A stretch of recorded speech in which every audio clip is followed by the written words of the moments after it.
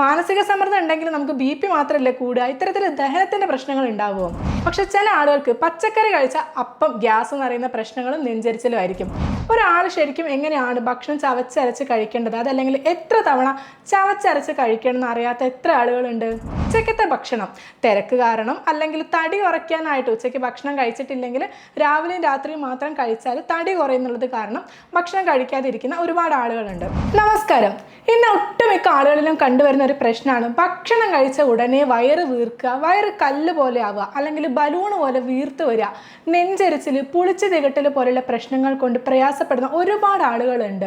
പ്രായഭേദമന്യേ, സ്ത്രീ പുരുഷ ഭേദമന്യേ ഇന്ന് കുട്ടികളിൽ പോലും കണ്ടുവരുന്ന ഒരു പ്രശ്നമാണിത്. എന്തുകൊണ്ടാണ് ഇത്തരത്തിലുള്ള ഗ്യാസ്ട്രിക് സംബന്ധമായിട്ടുള്ള പ്രശ്നങ്ങൾ വരുന്നത്? നമ്മുടെ ജീവിതശൈലിയിൽ അല്ലെങ്കിൽ ഭക്ഷണ രീതിയിൽ വന്നിട്ടുള്ള മാറ്റങ്ങൾ, അതല്ലെങ്കിൽ തെറ്റുകൾ എന്തൊക്കെയാണ്? എല്ലാം വീഡിയോയിലൂടെ ലളിതവും വിശദവുമായി പറയാം. ഞാൻ doctor Anushree, lifestyle physician and senior consultant, doctor Basil's homoeo hospital, Pandikkad, Malappuram ജില്ല, നടക്കാവ്, കോഴിക്കോട്. നമ്മളിപ്പോൾ ഇന്ന് ഒരുപാട് ആളുകൾ അനുഭവിക്കുന്ന ഒരു പ്രശ്നമാണ് അല്ലേ ഈ പറഞ്ഞ ഗ്യാസ്ട്രിക് സംബന്ധമായിട്ടുള്ള ബുദ്ധിമുട്ടുകൾ.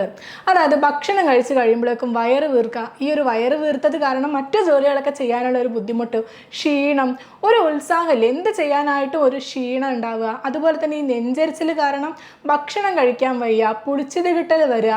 ഇതൊക്കെ നമ്മുടെ ജീവിതശൈലിയിൽ വരുത്തുന്ന ചില തെറ്റുകൾ കൊണ്ടാണ് ഉണ്ടാവുന്നത്. അതെന്തൊക്കെയാണെന്ന് ഞാൻ ഇന്ന് കൃത്യമായിട്ട് പറഞ്ഞുതരാം. ഒന്നാമത്തെ കാര്യം, നമ്മുടെ ഈ സ്പീഡായിട്ടുള്ള ഒരു ജീവിതം, അതായത് നമുക്ക് എല്ലാ കാര്യത്തിനും തിരക്കേറി വരികയാണ്. രാവിലെ ഓഫീസിൽ പോകാനായിട്ട് ലേറ്റ് ആവും, അതുപോലെ സ്കൂളിൽ പോകാനായിട്ടും കോളേജിൽ പോകാനായിട്ടുള്ള തിരക്കിലൊക്കെ നമ്മൾ ഭക്ഷണം കഴിക്കുന്ന സമയത്ത് തെറ്റായിട്ടുള്ള ഒരു കാര്യം ചെയ്യുന്നുണ്ട്.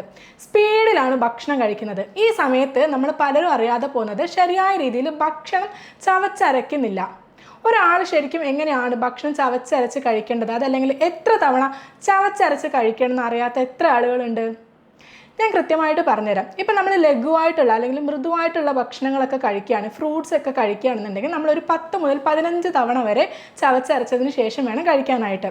ഇനിയിപ്പോൾ ചോറ് പോലുള്ള ഭക്ഷണങ്ങൾ, കുറച്ചും കൂടെ മൃദുത്വം അല്ലാത്ത കുറച്ച് കട്ടിയായിട്ടുള്ള ഭക്ഷണങ്ങളാണെങ്കിൽ നമുക്കൊരു 20 മുതൽ 25 തവണ വരെ ചവച്ചരച്ചതിന് ശേഷം വേണം കഴിക്കാൻ.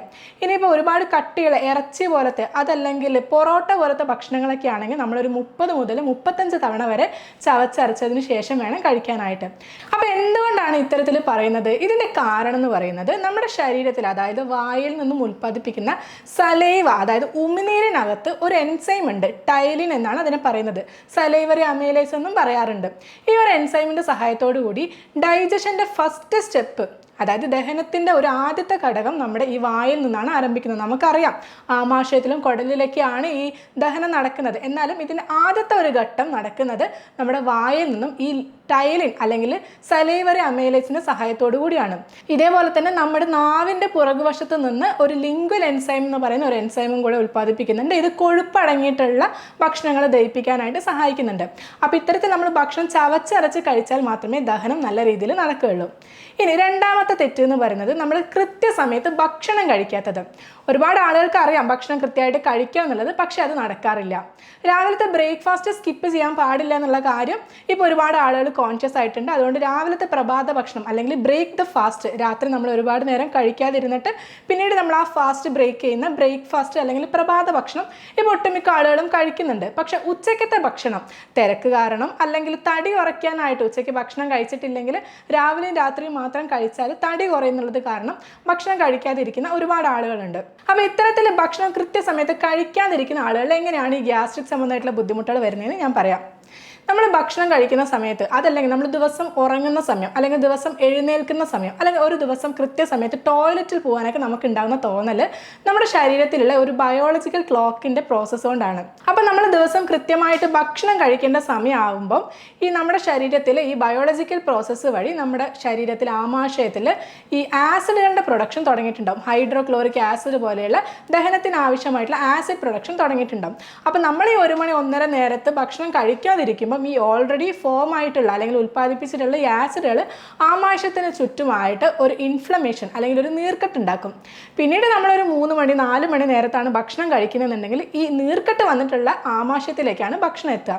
സ്വാഭാവികമായിട്ടും അവിടെ നല്ല രീതിയിൽ ദഹനം നടക്കാതെ വരികയും നേരത്തെ പറഞ്ഞതുപോലെയുള്ള ദഹന പ്രശ്നങ്ങൾ, നെഞ്ചരിച്ചൽ, പുളിച്ച തികട്ടലൊക്കെ ഉണ്ടാവാനുള്ള സാധ്യത വളരെ കൂടുതലാണ്. ഇനി മൂന്നാമത്തെ കാര്യം, മൂക്കറ്റം ഭക്ഷണം കഴിക്കുക, അതായത് വയറ് നിറഞ്ഞ് പൊട്ടുന്നത് വരെ. എൻ്റെ ഭക്ഷണം കഴിച്ച് കഴിഞ്ഞിട്ട് വയറിപ്പോൾ പൊട്ടുമെന്ന് തോന്നുന്ന രീതിയിൽ ഭക്ഷണം കഴിക്കുന്ന ഒരുപാട് ആളുകളുണ്ട്.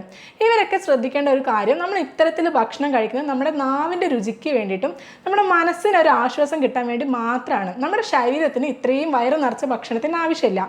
ഉദാഹരണമായിട്ട് പറയുകയാണെന്നുണ്ടെങ്കിൽ, നമ്മളിപ്പോൾ ഒരു ജ്യൂസ് കലക്കാനായിട്ട് ഒരു കുപ്പിയിലോ ജഗ്ഗിലോ വെള്ളം എടുത്തു ആദ്യം. അപ്പോൾ നമ്മൾ ആ വെള്ളം മുഴുവനായിട്ട് എടുത്തിട്ടുണ്ടെങ്കിൽ നമ്മൾ പിന്നീട് അതിലേക്ക് എന്തെങ്കിലും ആഡ് ചെയ്യാണ്, എന്തെങ്കിലും മധുരമായിട്ട് എന്തെങ്കിലും നമുക്ക് ആഡ് ചെയ്യണമെന്നുണ്ടെങ്കിൽ നമ്മളത് ഇളക്കാൻ ഉപയോഗിക്കുന്ന സമയത്ത് അത് പുറത്തേക്ക് മറഞ്ഞു പോകാനുള്ള സാധ്യതയുണ്ട്. പക്ഷേ നമ്മൾ മുക്കാൽ ഭാഗമാണ് വെള്ളം എടുക്കുന്നുണ്ടെങ്കിൽ നമുക്ക് കൂടുതലായിട്ട് എന്തെങ്കിലും ആഡ് ചെയ്യണമെന്നുണ്ടെങ്കിലും ഇളക്കുന്ന സമയത്ത് അത് പുറത്തേക്ക് മറഞ്ഞു പോവില്ല.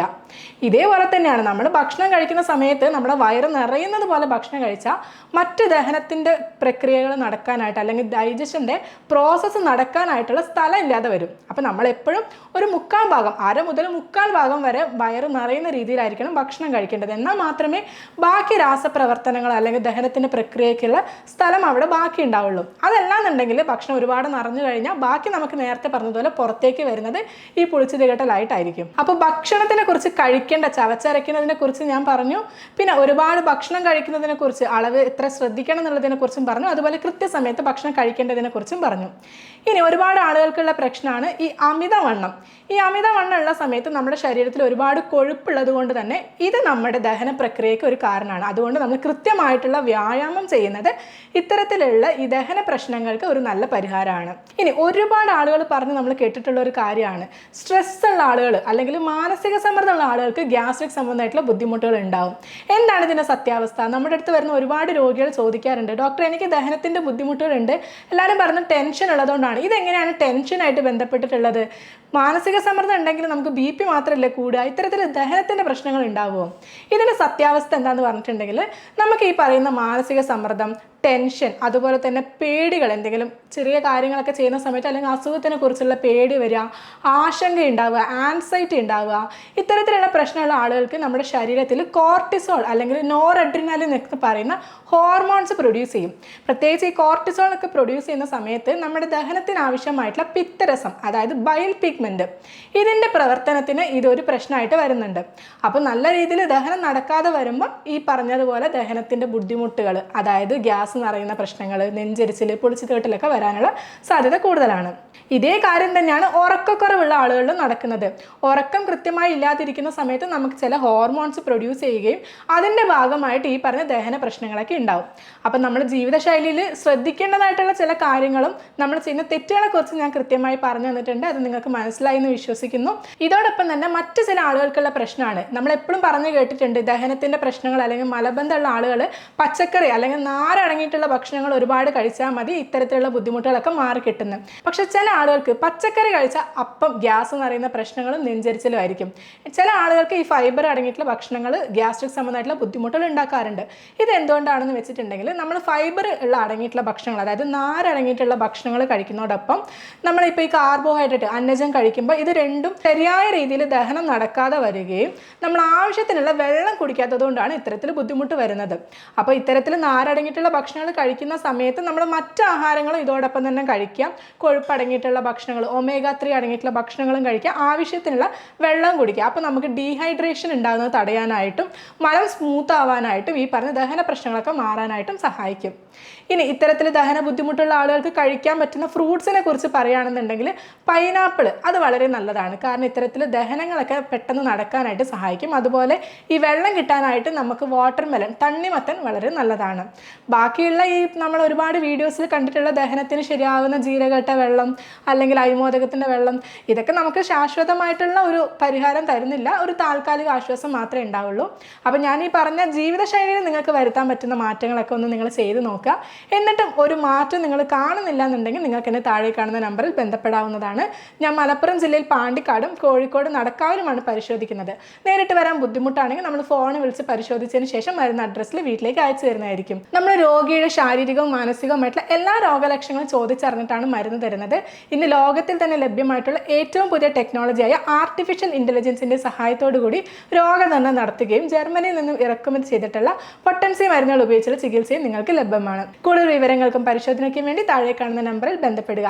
It's me doctor Anushree, lifestyle physician and senior consultant, doctor Basil's homoeo hospital, Pandikkad, Malappuram ജില്ല, നടക്കാവ്, കോഴിക്കോട്.